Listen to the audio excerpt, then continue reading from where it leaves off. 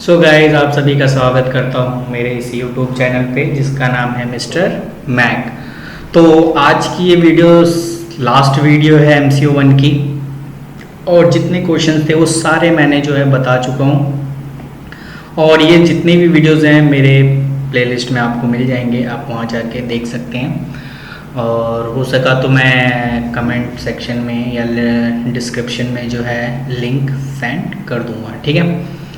तो आज की वैसे जो वीडियो है वो लास्ट वीडियो है, तो चलिए देखते हैं एमसीक्यू 1 के इस लास्ट वीडियो में सबसे इम्पॉर्टेंट क्वेश्चन क्या बनता है। तो सबसे इम्पॉर्टेंट क्वेश्चन जो बनता है वो आपके सामने स्क्रीन पे है। What is job design and describe the factor influencing the job design in organisation. पहले तो आपको ये बताना है कि जॉब डिज़ाइन होता क्या है, और जब आप ये बता दो कि जॉब डिज़ाइन ये होता है तो उसके बाद आपको ये भी बताने हैं कि कौन से फैक्टर जो है इन्फ्लुएंस करते हैं job design in an organisation. Explain examine various job redesign technique and how do they help in improving the organisation efficiency. तो चलिए देखते हैं इसका आंसर क्या होता है। सबसे पहले जॉब डिज़ाइन तो अगर आप नॉर्मली आप सारे समझते ही हैं, एक तरह से क्रिएटिविटी। तो अगर मैं आपको एजुकेशन के अकॉर्डिंग बताऊं कि एनालिसिस करने के बाद, अगर आप जब भी किसी चीज़ का एनालाइज करते हैं, उसका प्रॉपर से उसके बारे में पूरा जान लेते हैं, तो उसके बाद आपका जो अगला स्टेप होता है डिज़ाइन का होता है कि आपको कैसे फिर अब काम करना है, ठीक है। पहले उसके बारे में पूरी स्टडी करना, स्टडी करने के बाद फिर आप जो है उनको किस तरीके से रिटर्न इंस्ट्रक्शन देंगे, टास्क क्या होगा, ठीक है ना।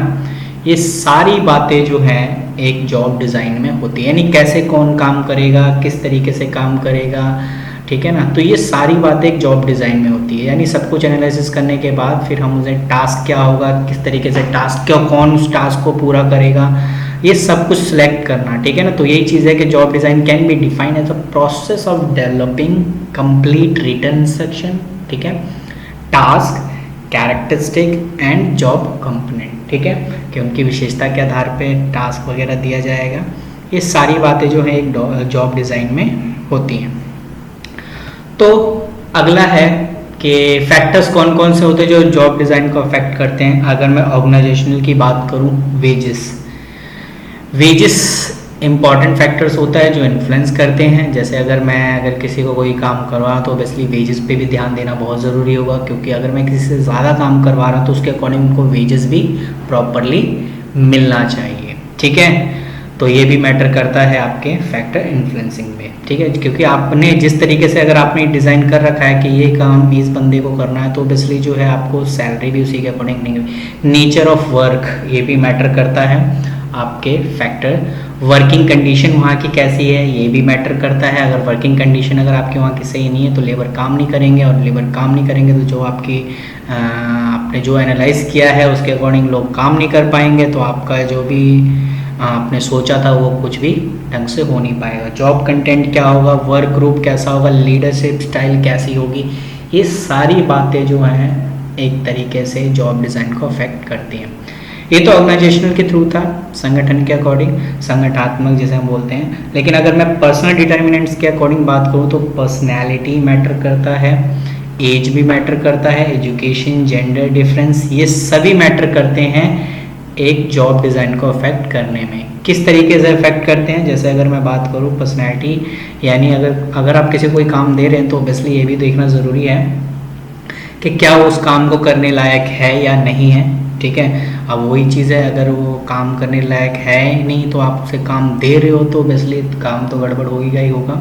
एज मैटर करता है। अब आपको जो है सबसे एज में यही बात होती है, अगर कोई भी कंपनी में हो कि जो ज़्यादा एजड वाला होता है वो ज़्यादा एक्सपीरियंस वाला होता है। इस वजह से क्या होता है, जो एक यूथ होता है जो इतनी सारी चीज़ें सीख के आया नई, तो उसमें जो एक तरीके से जो है अफेक्ट तो करेगा ही करेगा, क्योंकि अगर आप ये मान के चलते हो कि ये बंदा जो है यहाँ पे इतने सालों से काम कर रहा है, ये एक्सपीरियंस बंदा है, तो आपको फिर ये भी मैटर करना पड़ेगा कि ये काम कौन करे।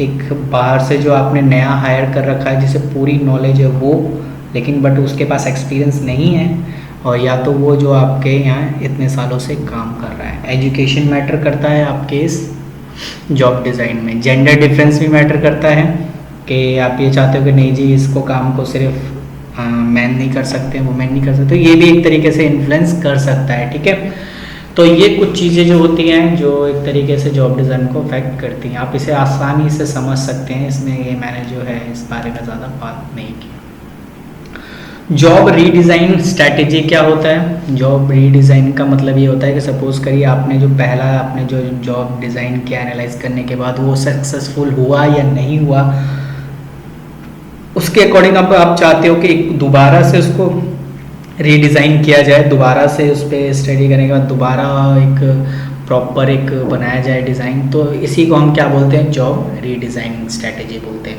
अब वो डिपेंड इस तरीके से करता है कि सपोज़ करो आप अपनी बिज़नेस को जो है छोटे से बड़ा करना चाहते हैं, जैसे पहला ही पॉइंट है increase in quality and productivity, यानी अगर आप अपनी क्वालिटी बढ़ाना चाहते हो और प्रोडक्टिविटी भी बढ़ाना चाहते हो, तो ऑब्वियसली आपने जो पहले के अकॉर्डिंग सोचा था वो आपको दोबारा से रीडिज़ाइन करना पड़ेगा।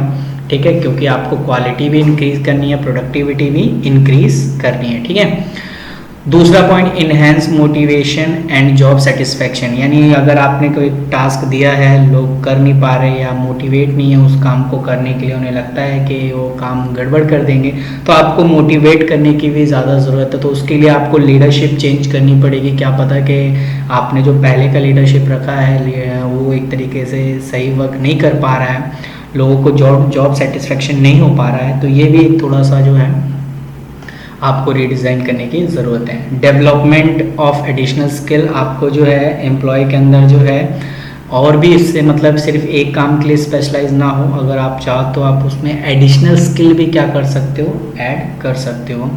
लेस वर्कलोड ऑन एम्प्लॉय, यानी आप जो है एम्प्लॉय पे ज़्यादा से ज़्यादा काम का लोड ना दें, ये भी एक तरीके से आप जो है स्ट्रैटेजी बना सकते हैं रीडिज़ाइन में। क्योंकि अगर आपने पहले जैसे आपने डिज़ाइन, देखो रीडिज़ाइन का मतलब है कि पहला आपने जो बनाया वो या तो सक्सेसफुल नहीं रहा या आप चाहते हो उसमें कुछ इम्प्रूवमेंट करना। ठीक है, तो आपने पहले में आपने क्या करा, आपने जो जॉब डिज़ाइन बनाई थी उसमें ये हो रखा होगा कि आपने एम्प्लॉय को ज़्यादा से ज़्यादा काम करवा रहे होंगे, तो इस वजह से जो है आपका जॉब डिज़ाइनिंग इस तरीके से सक्सेस नहीं रहा। तो आप क्या करोगे, अगले में आपको जो है काम को कम से कम जो है एम्प्लॉय को सौंपना है ताकि उन चीज़ों को कर सके।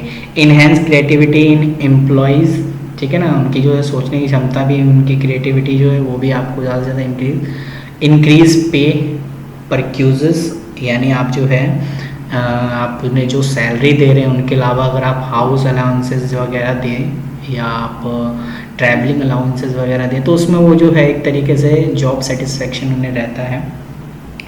और लास्ट है optimum use of human energy, उसका सही इस्तेमाल करना बहुत ज़रूरी है। ज़्यादा से ज़्यादा इस्तेमाल करने से अच्छा आप उसका सही से इस्तेमाल करें। ठीक है, तो इस तरीके की जो स्ट्रैटेजी आपकी जो होगी वो रीडिज़ाइन में होगी, ताकि आपने जो पहले जो डिज़ाइन बनाया था उसका एक इम्प्रूवमेंट हो सके। ठीक है, तो ये कुछ बातें थी जो जॉब डिज़ाइन और जॉब रीडिज़ाइन को अफेक्ट करती हैं।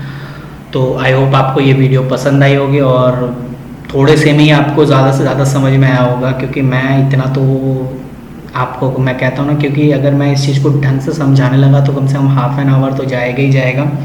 लेकिन मेरी कोशिश ये रहती है कि सामने वाले को थोड़ा सा भी बता दो ना, ये उसे अंडरस्टैंडिंग हो जाए, क्योंकि वो ज़्यादा टाइम तक वीडियो नहीं देखना चाहता, वो चाहता है कम से कम में समझ में आ जाए उसे।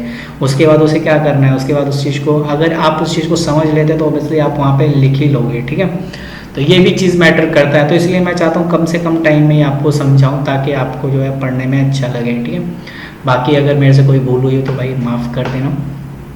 तो ये MCO 1 की लास्ट वीडियो थी जिसमें जो है मैंने आपको समझाया है। अब मेरी जो अगली वीडियोस होगी वो MCO 3 के ऊपर होगी, जो फाइनेंशियल मैनेजमेंट के अकॉर्डिंग है। बना तो मैंने सारे नोट्स रखे हैं, बस टाइम थोड़ा कम है अपलोड करने में और वॉइस देने में, तो इस तरीके से थोड़ी सी लेट हो जाता है। तो आप भी इस चीज़ को समझ सकते हैं, और अगर आपको ये चीज़ पसंद आई है तो प्लीज़ यार शेयर करें अपने फ्रेंड्स में ताकि उनको भी बेनिफिट मिल सके, और सब्सक्राइब करना ना भूलें। तो चलिए आज की वीडियो यहीं समाप्त होती है। Thank you.